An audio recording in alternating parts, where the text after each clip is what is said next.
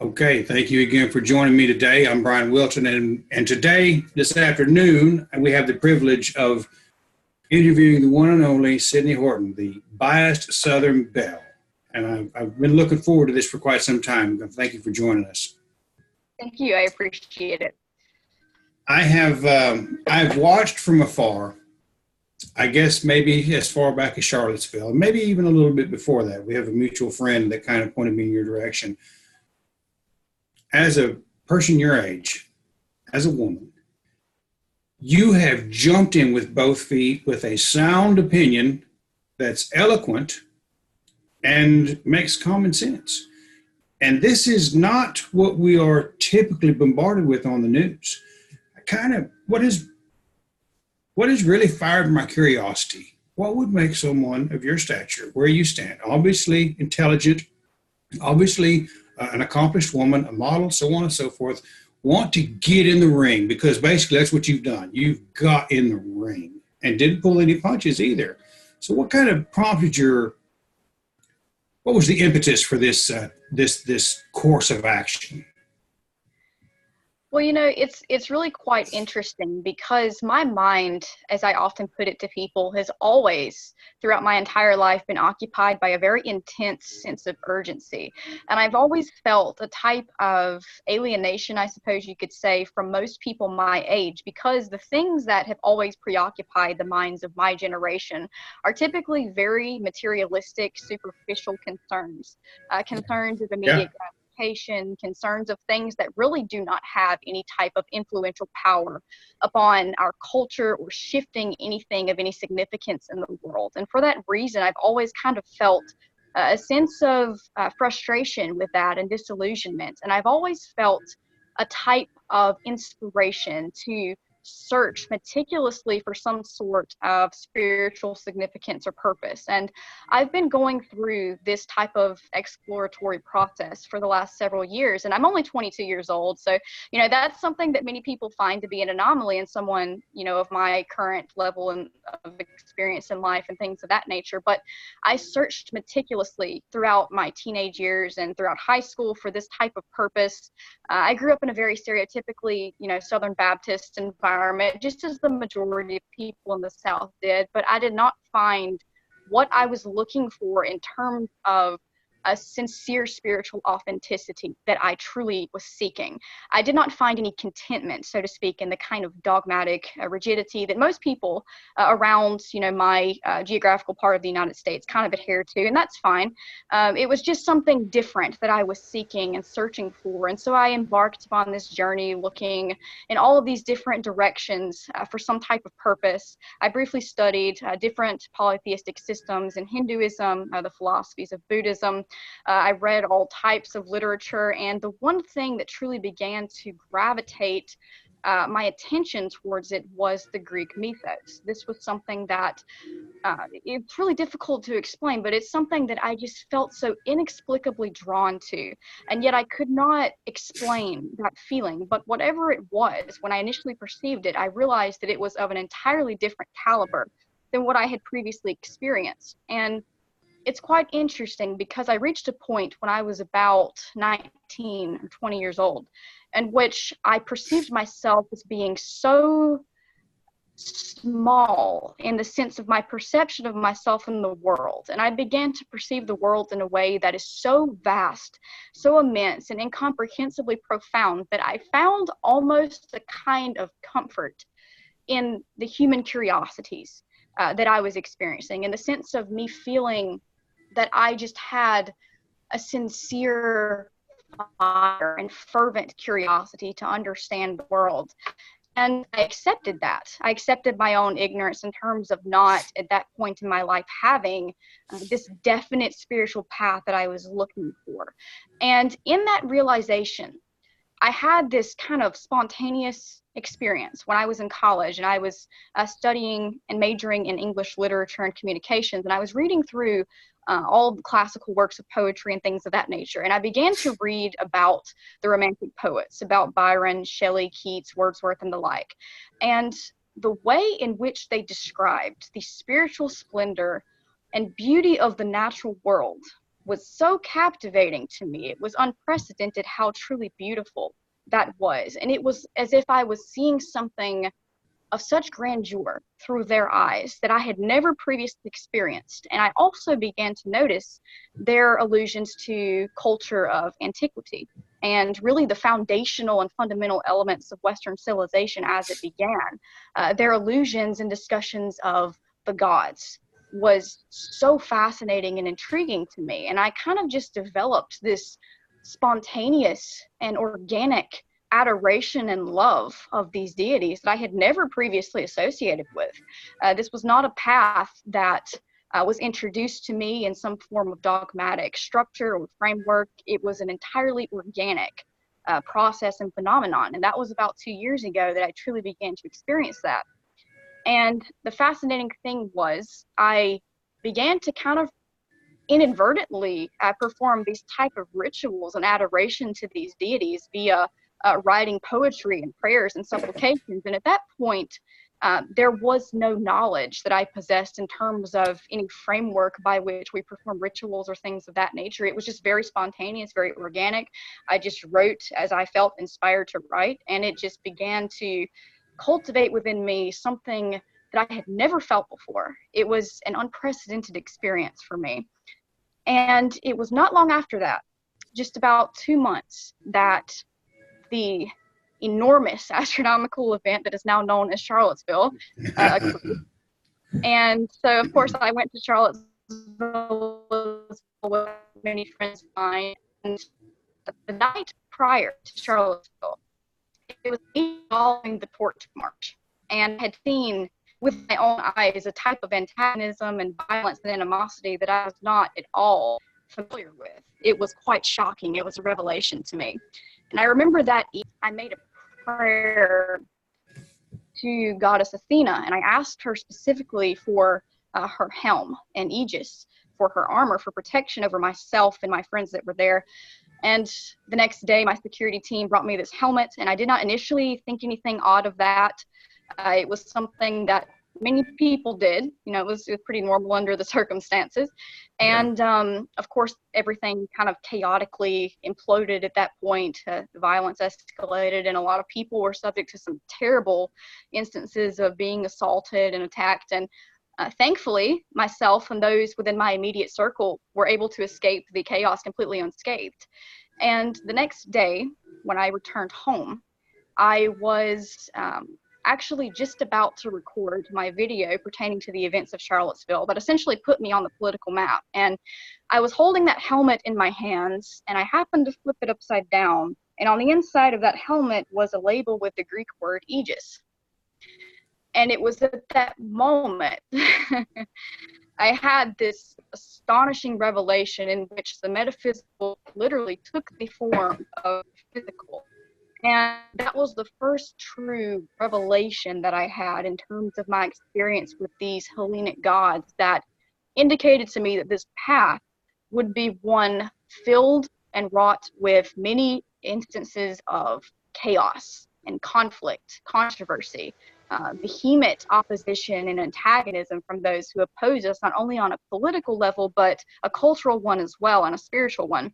But ultimately, that is the path by which we obtain glory. That is the path by which we preserve our culture and these things that are so integral to Western civilization. So that incredibly long introduction aside, that was essentially kind of my fundamental entrance into the world of Hellinismos and my personal spiritual experiences. So, you know, that's a heck of a story. I mean, that is. See, not only has there been the development of a sense of belonging for you, because I think that there are a number of individuals in today's society who walk around having given up on the ideas of spirituality as they've been given to us, that are simply looking for a way to belong. Politics is typically a way to do that. Few things feed righteous indignation the way a political idea will.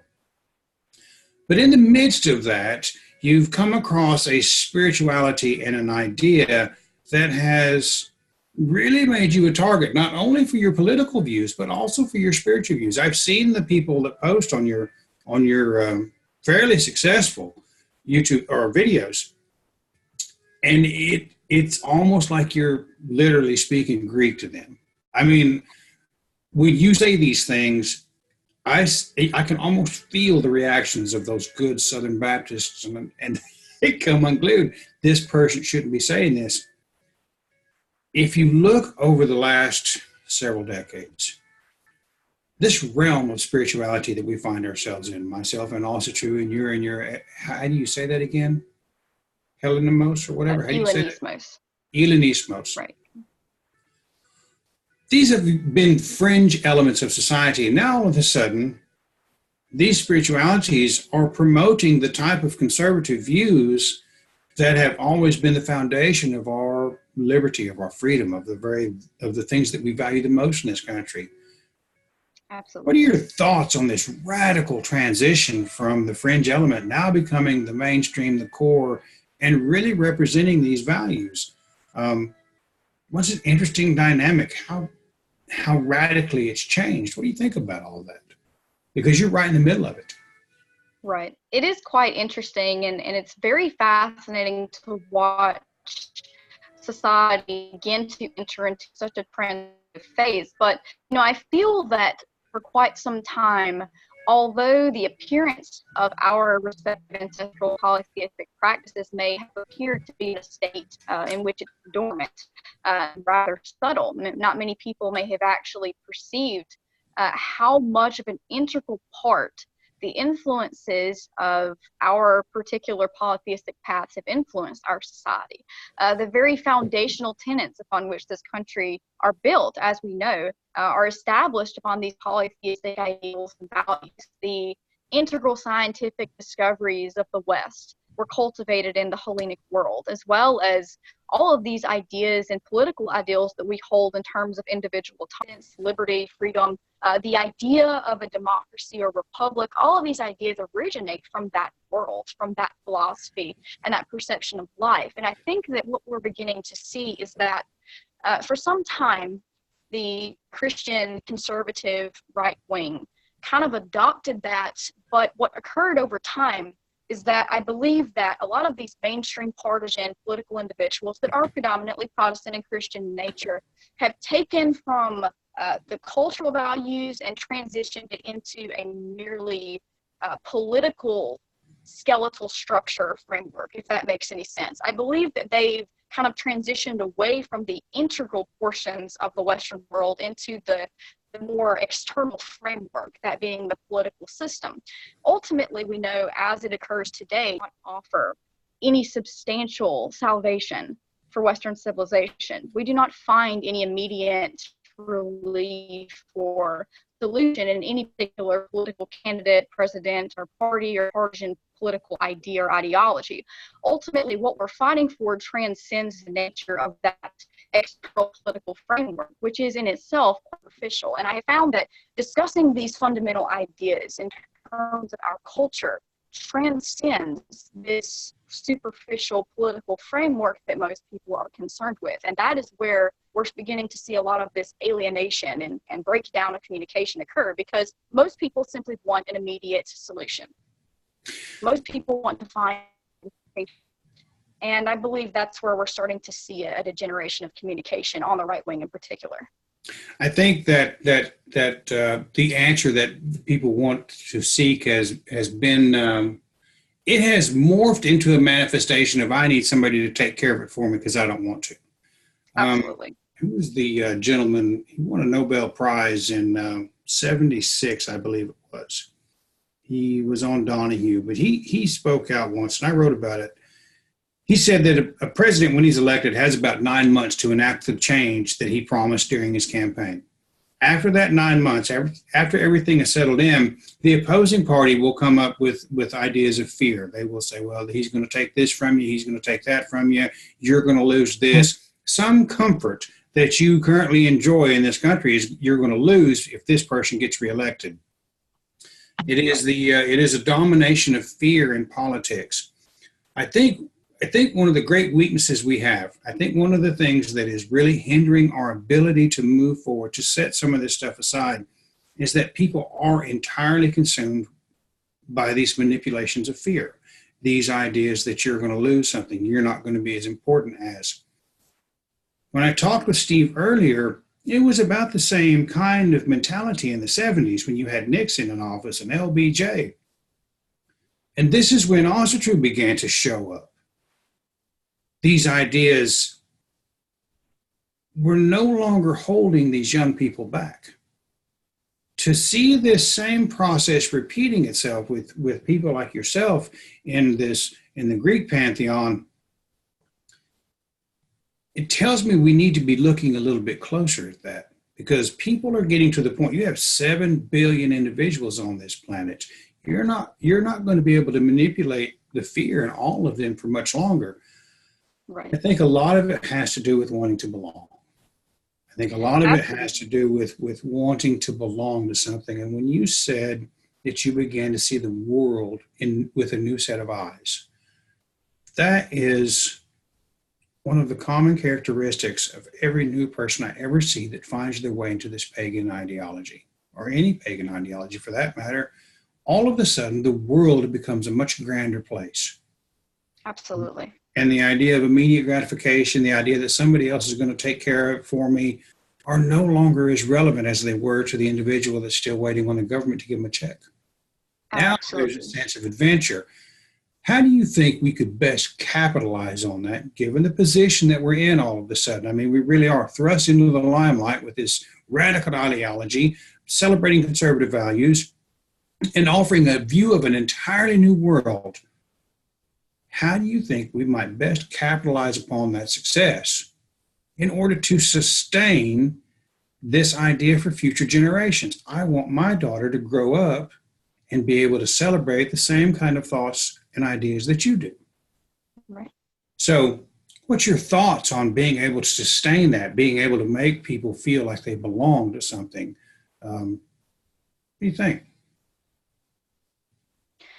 That's a good question. In terms of my work, I've noticed the exact trend that you were just describing in terms of people feeling that the contingency of politics is really reliant upon them feeling a sense of communal purpose and commonality with other people. But ultimately, I think what we're witnessing is that we do not find in modern age a type of efficient community in terms of political values and things of that nature, because these are mere projections of culture. I see politics in general as being a rather limited illustration of the state and the health of a culture, of a civilization and society.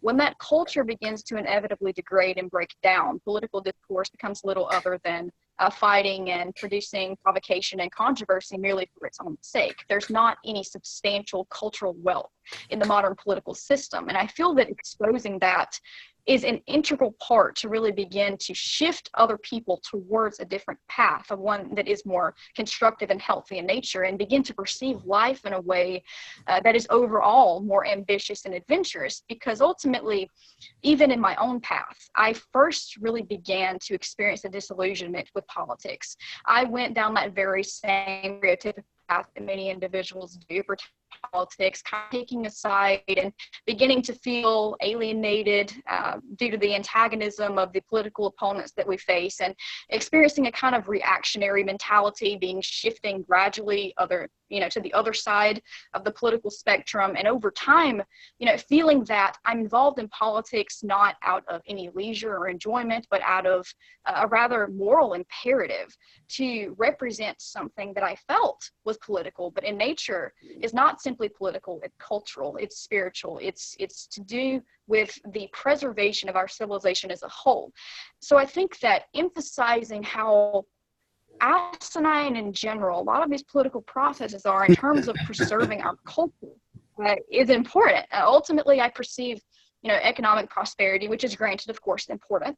The preservation of the Republican Party or fighting for Republican values, all these things, we consider them important to a degree insofar as they're instruments for certain values. But ultimately, a civilization can be very economically successful and yet be dying culturally. People I agree. can be very productive and yet ultimately find themselves so lacking and deprived of any spiritual or communal purpose at all. Emphasizing that is the first step to working towards a remedy, which is, I believe, resurgence in our respective polytheistic traditions, because we do find in those traditions so many people that have experienced that alienation, that disillusionment with politics, and they say ultimately the solution to us is to develop for ourselves a self-sufficiency in which we do not feel reliant upon a federal power to provide us a sense of security. This is the problem with most people, as you said so succinctly earlier.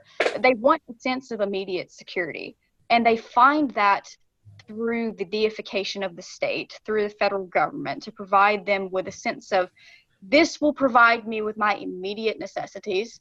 This meets my concerns in terms of wanting this identity. And rather than forging that identity for themselves, they kind of displace that responsibility onto the government, onto the state. And that's what I fundamentally disagree with. I'm with you there. In Hellinismos, we discussed this, and Nietzsche actually discussed this quite eloquently when he was discussing the Apollonian and Dionysian dichotomy. In terms of a Dionysian mentality, the entire idea is that we derive a spiritual ecstasy and euphoria from overcoming obstacles. We do not feel that there is something to be inherently afraid of in terms of encountering antagonism or aggression or opposition, because ultimately these are fundamental aspects of life that we all encounter. Accepting that, accepting our own fallibilities and confronting those fallibilities ultimately lead us to a path in which we can better ourselves and be placed upon a path of perpetual self-improvement. And I think that acknowledging the importance of developing a communal identity, not explicitly political or spiritual in nature, is an integral part to truly saving Western civilization. Because I do not believe that any particular economic system, any political party, any candidate, any president will be capable of doing that, because that is merely a very superficial and limited illustration of what we should truly be concerned with, and that is the health state of our civilization and our culture. So I think that ultimately we need to recognize the importance of developing a communal identity that is separate from political discourse, capacity to kind of centralize our resources together to the extent that we're able to develop something substantial in terms of providing an alternative education, for example, an alternative system to us, the capacity to educate our children that is not contingent upon, like, the federal government, for example. Developing ways to develop self-sustainability, self-sufficiency, providing our own physical necessities, providing our own food, doing all these things. All of those things to me are integral components into providing something for ourselves that is independent of the system. You know, I just finished the interview with Steve, and we were talking about something along the same lines. If you look all over the world, there are civilizations that have separated themselves from the environment they live in. And yet here you are in an entirely different pagan ideology saying the exact same thing. We need to incorporate ourselves into the world in which we live if we ever expect to survive. The world is littered with the failed city-states and nations that have built great temples and monuments and huge cities, and they're gone because of a comet or a tidal wave or an earthquake or a plague. They no longer exist because they were no longer a part of the world in which they live. Absolutely. How bad when you were given, I wasn't going to say make the decision, when you were given the option to follow the path that you're on, as you first described, where did you go for your resources? Where did you go find the information you needed to help you realize that, yes, this is a legitimate path to spirituality. This is a legitimate faith. This is something that will satisfy a portion of my being with regards to my interaction with everyone else and the world I live in. What was your first stop in all that? It's a very interesting thing, because I think that many people are initially intimidated by an introduction to these paths, because not only are they not necessarily supplied with the same plethora of information as, say, mainstream Christianity is, we also have the difficulty in finding the right resources, because we see all of these different books on these topics, all of these various translations and things of that nature. And what I found to be most productive for myself was to merely look at different translations of the same text, for example, with the Iliad and the Odyssey, or other fundamental aspects, things like that, the theogony, going over the creation mythos and things of that nature, even with the works of the philosophers, with Plato and with Aristotle, with all of these different individuals, even going so far as the playwrights and reading all of the different poetry and the different plays that were produced from that period of time in antiquity, really just cross-referencing the translations, to me, provided me with a greater clarity in terms of the actual fundamental ideas of the religion. But ultimately, I think that our paths are very much contingent upon a type of developed intuition, and the practice of these different ideas, and just making these comparisons between these various texts and things of that nature was ultimately what I had to do. And that requires a lot of invested time. It requires patience, it requires commitment and great devotion. And that, to me, is ultimately kind of the prerequisite to developing a truly spiritual and transcendent devotion to our gods. Because a lot of people are very intimidated by that. That appears as if, this is just what seems to be an insurmountable obstacle. All of these texts, all of these writings that can appear initially to be very confusing and ambiguous, but ultimately I just found for myself I had to spend a lot of time just contemplating and meditating on these things, reading all of these different philosophers and these different texts, cross-referencing different translations, just demonstrating my commitment and devotion to this particular religious tradition. Ultimately, that's proven to be very beneficial for me. There have been numerous times when I would perform a ritual or something of that nature, and I would particularly inquire to the gods about learning about something specific that I did not possess any knowledge on. For example, recently I've been discussing the nature of Hellenic magic and how that differs from every postmodern system of magic and ritualistic things of that nature. And ultimately, almost immediately after I had inquired to the gods about this in ritual, I began seeing all of these sources just spontaneously pop up pertaining to this topic. And it's just something that I believe requires an intensive devotion. Did I lose you there? Yeah, I think I lost you. There you go. I lost you for just a second there. You still there? I'm still here. Okay.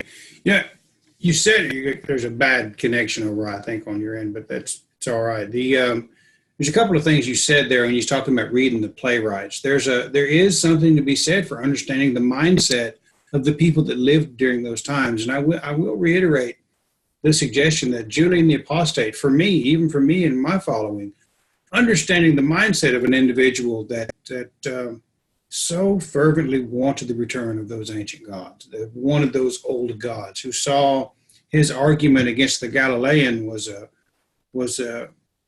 real turning point for me as well, understanding that mindset. The idea that have you ever been involved in a large scale ceremony in your faith yet? In my experiences, they, occasionally involved other people, but it's never been a large amount of people or anything. It's usually been relatively localized and kind of private in nature. But that's something we're definitely hoping to work towards in the near future, because I would love the opportunity to really have a larger scale Hellenic rituals and things of that nature. So I'll tell you, it's something to really look forward to. It's a very unique experience, because Everett Farnell and I discussed a couple of years ago that the roots of the human potential movement, any of these things that you see people now talking about, your thoughts create your reality, the very roots of that originate in these pagan thoughts. I think, especially the Hermestus Trismegistus. Those ideas that our thoughts create our reality, you're talking about some of that, your thoughts, your meditations, your focus. And then when you begin to look, there it is. This is something that's not uncommon to people, but it's also terrifying when we begin to present these ideas. We shed ourselves of some of the handouts we're used to. And there's the fear, I think, that originates from most people to go down this path is that now you are responsible for your well-being. You're responsible for handling your thought process. You are now responsible for becoming more than you were in it. You have this life. We're going to stand or kneel before our gods, however you see fit. There's a requirement, I think, that we develop everything we can as a suitable vessel for whatever these gods might desire. Go ahead. And that's definitely reflected as well in the mythos. And it's something that it's very important to study and to read about, because if you look at the Greek heroes, if you look at Theseus and Perseus and Heracles, all of them demonstrated that tenacity that is absolutely imperative to truly follow these paths, because they require an immense amount, as I said, of devotion, but also of spiritual strength and perseverance. All of them experienced this confrontation with themselves in terms of overcoming their own type of insecurities and egotistical concerns and things of that nature. Heracles in particular, because he is known as such an honorable figure in the mythos, to the degree that we honor him, as well as the other Greek heroes as well, in ritual, in addition to the deities.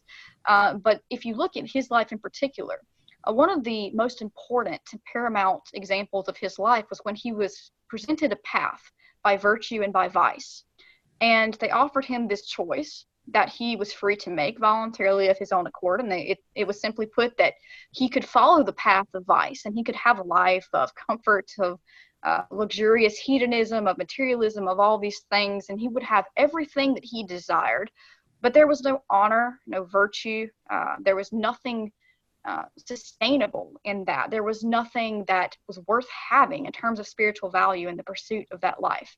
But then he was faced with virtue, and he was warned, if you follow this path, your path will be wrought with tragedy, with trauma, with difficulty, with pain, and you will not be granted glory, but rather the weapons by which you may fight for it.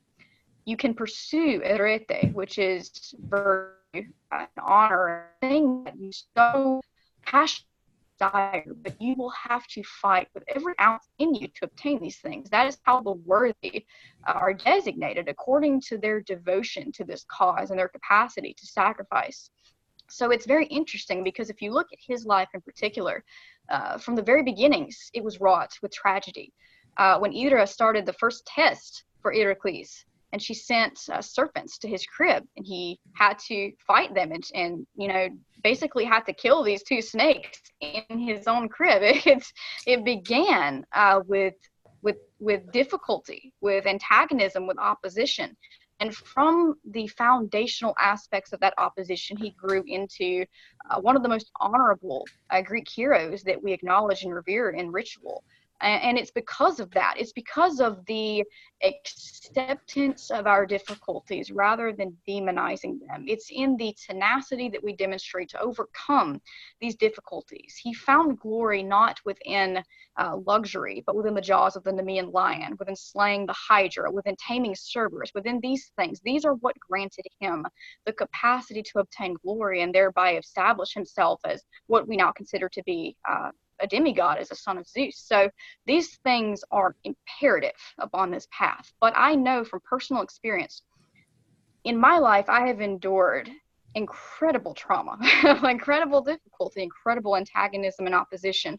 I was shown that from the very foundations of my political work, it would be born and conceived within a state of conflict.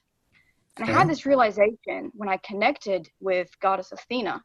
I had this realization in which it was almost as if she spoke to me and she said, how else could you deem a successful path to obtain glory if not upon the battlefield? Where else would you ever believe you could find a path to glory for a goddess of warfare? And it was upon that realization that I had that this path is wrought with difficulty, with tragedy, with antagonism, having to fight, having to endure these trials, but ultimately the experience, the euphoria that we derive, the Bacchic fulfillment that we experience, so to speak, all these things that we pursue in Hellinismos as well as in the other polytheistic traditions, they are derived from the success that we gain in overcoming those difficulties and those traumas. So ultimately, that I see is the prerequisite to these things. That is the path by which we obtain glory, because we're never handed glory, but merely the weapons with which to fight for it. So that's my perception as a philosophical Hellene, is that I see that as being not something to endure, but something to embrace, something to exercise our will in so passionately, and in such devotion that we pursue those things that mean so much to us. You know, it encourages me to hear you say those kinds of things, because it really is the truth. And I'm sure you're familiar with Jordan Peterson, right? The professor up in Ontario. I've heard him say many times that the baseline condition for life is one of suffering. Absolutely. I just don't think that's the case. One of these days, I'll sit down with him and talk about it. He's obviously a brilliant man. He's probably put in a lot of thought of it, but I think it's based upon life is baseline condition is one of suffering. But if you're approaching it from the point of view that you and I are, that embrace that struggle, that's where the glory is. That's where the joy of life resides. There's a much different connotation of that. For people that are willing to grab a hold of the reins themselves, that tussle that you're fixing to get into, it's going to be worth it. If you're sitting around waiting on someone else to do it for you, it's always going to be one of suffering. And that will be all that they ever have. The ability to encourage people to want to embrace that kind of struggle, that kind of adversity, to become something more. You have that image in Heracles. I have that image in Sigurd and Brunhild and Sigdrifa and Odin and all of these other gods that go through these struggles. And I'm sure that the Hellenistic gods also go through these struggles to become something more. There's been consistent effort to humanize their efforts. Zeus was a deceiver. He was a cheater. He seduced men, and Odin was an oathbreaker. When we embrace that struggle to become something more through effort, I have to wonder if we're not helping those gods reclaim that divinity by putting it in the proper perspective. What are your thoughts on helping to reclaim the divinity of these Greek gods? Because that is legitimately going to be a part of your effort, helping people to once again perceive these beings as divine. You have a part in that. Absolutely. That is definitely an integral part of what I want to do, and what I see my life as being a testament to is ultimately in that pursuit. And I love that you mentioned those experiences that the gods, likewise experience, that they relate to us on that fundamental level and enduring those struggles. And in particular, there are two deities that we particularly look to in Hellenismos that have experienced those struggles, those being Demeter and Dionysos.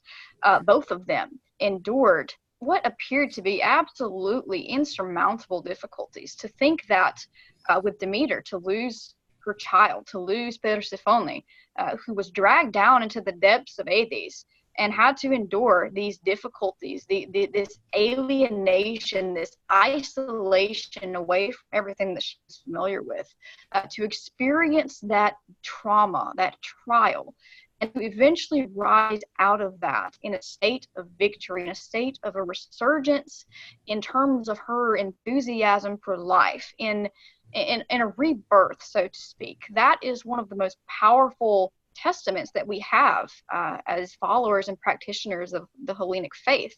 This is also why they have the Eleusinian mysteries, which is one of the greatest rites that they practiced in terms of ritual in the world of antiquity, in praising the gods' experience in that regard, and experiencing that trauma and trial that we likewise experience as human beings, and overcoming that adversity. And likewise with Dionysios, who experienced this trauma not once, not twice, but 3 times, one of which occurs on a seasonal basis. The original state of Dionysios, which was Dionysios Agrias, was when he was torn apart at the hands of the Titans and he was consumed, and he was only saved after goddess Athena salvaged his heart and returned it to Zeus. That was the first trial that he endured, in a state of destruction and having to be reborn from that, reconstructed from that. The second being the death of his mother Semele at the hands of Hydra, when she placed it within her heart to ask of Zeus to see him and all of his splendor and celestial glory. And of course, a mortal being incapable of doing that, she perished when Zeus revealed himself to her. And he subsequently sewn Dionysios within his thigh. And after he was born, he sent him down to the nymphs to be raised in the forest and to gain experience that way. That was the second trauma. And then the third trial is, like I said, seasonal. When the grapevines perish every winter and are to be reborn in the spring and summer. These 2 gods in particular, 3 really, with Demeter and Persephone and Dionysios, all experienced such trauma, such difficulty, and what I refer to as a sacred sorrow, in the sense of them relating to that and directly confronting those type of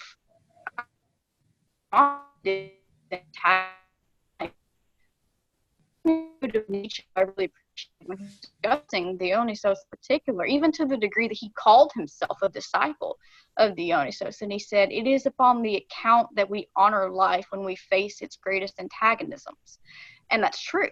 It's absolutely true. And that is the mentality that we take upon the Hellenic path, but not only upon this path, but upon, of course, your path as well, and the other polytheistic traditions. We embrace these things as being constructive and a type of parabolic hammer and anvil by which we shape and forge our identities, our souls, and characters accordingly, according to the ambition, the resilience, and the tenacity that we develop on this path. And for me, in my experience, that is truly beautiful. That is the most encouraging aspect of life that I have. It's incredible for me. It is a wonderful experience, and it is a wonderful thing to see that light come on in somebody's eyes when they first begin to realize here are these beings that have been spoken about by elders around a campfire for thousands of years, that have provided that example for individuals to go out and become worthwhile contributing members of the community in which they live. I mean, that's a really awe-inspiring thing. But you mentioned when you said 2 gods, I had a thought. I have a video on one of my YouTube playlists about some professor. He's talking about the arrow of Apollo, all the properties it had, right, and the math of Pythagoras. There's some really true interesting learning in that, but he put forth the idea that Apollo and Artemis, they're from Hyperborea. They visit that 6 months out of every year, and I always thought that was an interesting connection there. You might like it if you watch it, because he puts out a really neat argument.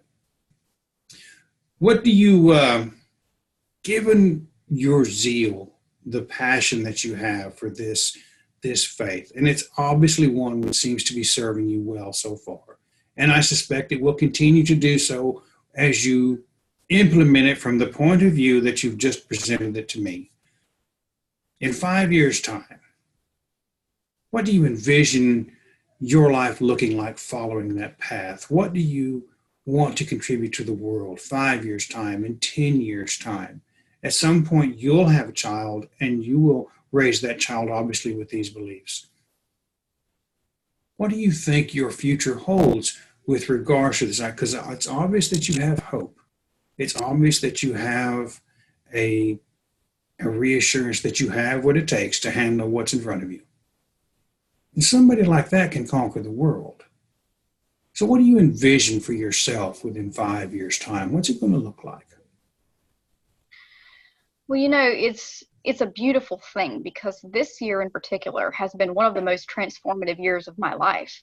I began this year in January with a sacrifice to Goddess Athena because I had insisted, you know, I want to develop such an intimate connection and communion with these gods that my life, that every action in my life is testament to them, that every word might be spoken in the form of an eloquent prayer to them, an affirmation of them, a declaration of how powerful, how transcendent, how beautiful they truly are. That has always been my prayer.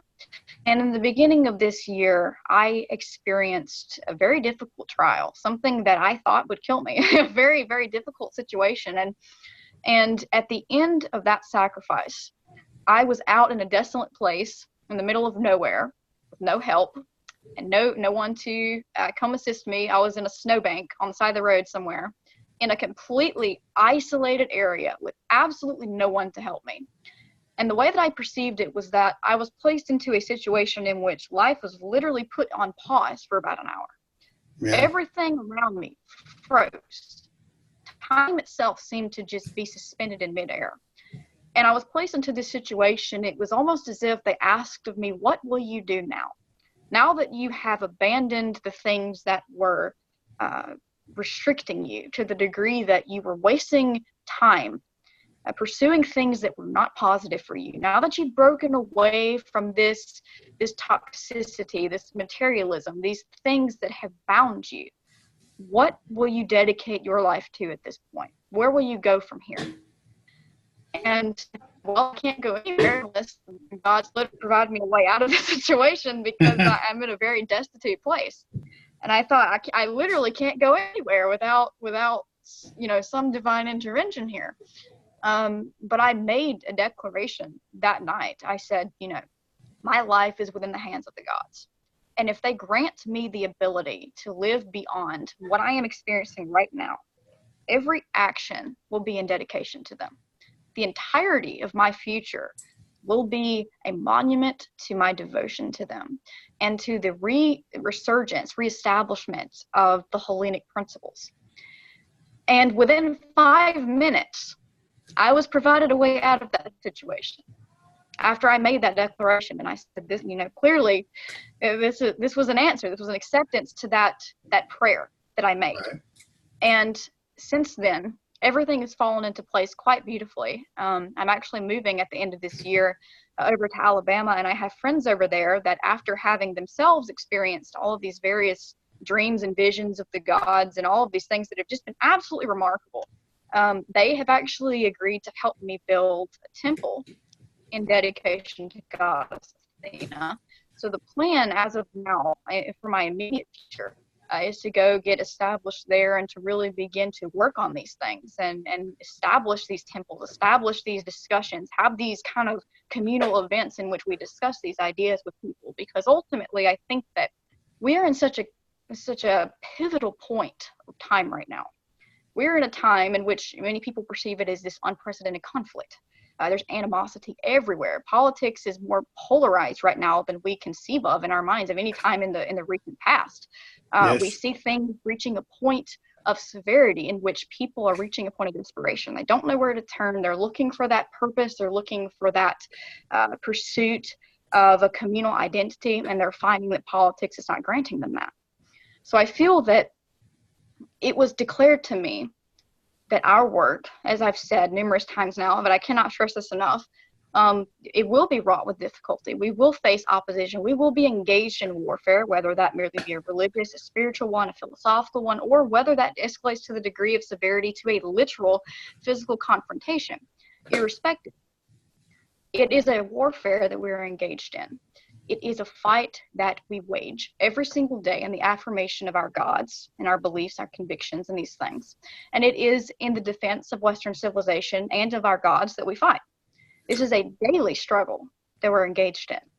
But I am fully confident in our capacity to create a cultural change, which is what I'm concerned with at this point. Creating a center for a communal identity for people and reestablishing as a center of importance these Hellenic values. And it's been quite interesting. Within the last 2 months, I've gotten to go all over the South. I've gotten to go to Birmingham, which is where I'm moving, which is coincidentally dedicated to the god Hephaestus. I've gotten to go to DC and see all of the amazing monuments there. I got to go see the Library of Congress, which is dedicated to goddess Athena. Interestingly enough, when I walked in that building in the Library of Congress and I looked up, the first thing that I saw in that building inscribed on the ceiling were the names of the poets that I first read that led me to Hellinismos, which was quite a powerful affirmation. I got to go see the Parthenon in Nashville, in Tennessee, which you can imagine what an incredible experience that was. I saw it on your social media. And I've gotten to go throughout the South and see something that was so encouraging to me, and that is the influence of the gods is everywhere, whether or not it is currently perceived by the masses. And this goes with all such a the influence is everywhere. The gods are present with us. It is merely a matter of reawakening that awareness in the masses and in people. And I'm fully confident in our ability to do that. So the immediate goals are to simply, get moved and kind of establish a network there. And I'm very confident that that will be very successful. But to really create a cultural influence and establishing a center for educating people on these topics regarding the gods, and to really see a cultural shift begin to take place, which I believe we play an integral role in. So that's how I see the immediate future. Have you considered writing a book? Yes, actually. I'm actually going to write two.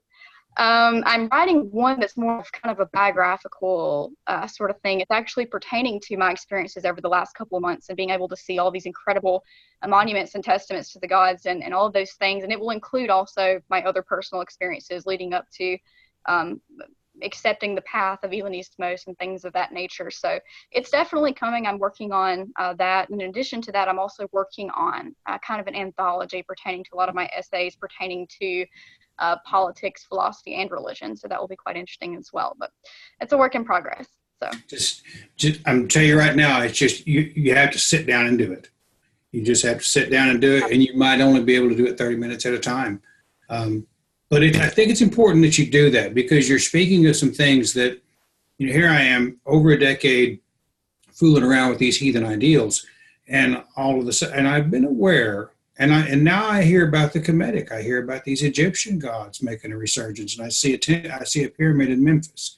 I hear rumblings of Persian gods raising their heads in Iran. Now there's something really interesting happening. I know that there is a Roman ideology that, or maybe Hellinismos is part of that. I don't know, but there's listening to you talk, I'm tempted to really believe that it is this development of our spiritual ideas, this foundation of our beliefs, that's going, the byproduct of which, not the main focus of, but the byproduct of which will be this preservation of our Western civilization. And because if you let a man free, if he believes in the system of justice of the government in which he supports, who knows what kind of magnificent things he might achieve, or she might achieve. Absolutely. I think a book, a 101 style book, might be worth your time. Just kind of a 101 Hellinismos with these gods, because what you just described with the struggle of these deities and how they relate to individuals today, people are dealing with that. People are looking for those examples. In Thor, and there's a lot of baggage that goes with some of these things. There's some baggage with Asta True that it's going to be kind of hard to overcome, but it's important that it gets out there. Don't be afraid to express yourself as you've done on this show for the last hour, which I really do appreciate your time. I really do appreciate your frank, your sincerity, your honesty. I hope that it comes across. We had some kind of video issues, but I think that the passion with which you presented what you believe is going to be something that helps others figure things out. And that's all we need. We're just throwing some people a line. Come on, check this out. I got something for you. And if you can do that, and I can do that, Who's to say what might happen, huh? Absolutely. And I deeply appreciate the opportunity as well. And on a note of finality, regarding writing something that's kind of an introductory discussion on Hellinismos, I have just published an essay that is relatively short, but it kind of goes over the basic tenets and philosophical ideas and the religious practices of the religion. So I can actually send that to you as well. I just published that recently. Send me the link. I'll put it on the YouTube video so everyone will know. So when they watch your video, they'll be able to check out and if you're listening to this, check out the comments and find the link and check out Sidney's work, because I'm sure it's going to be you might need a thesaurus, but more than likely it'll probably be very, very good. I appreciate that. Thank you. Hey, thank you for your time. I really do appreciate it. And you build that temple and I'll come talk in it. Absolutely. Be honored to have you, my friend. All right. We'll talk to you soon. You take care, okay? You as well. Have a good day. Okay. You too. Bye-bye.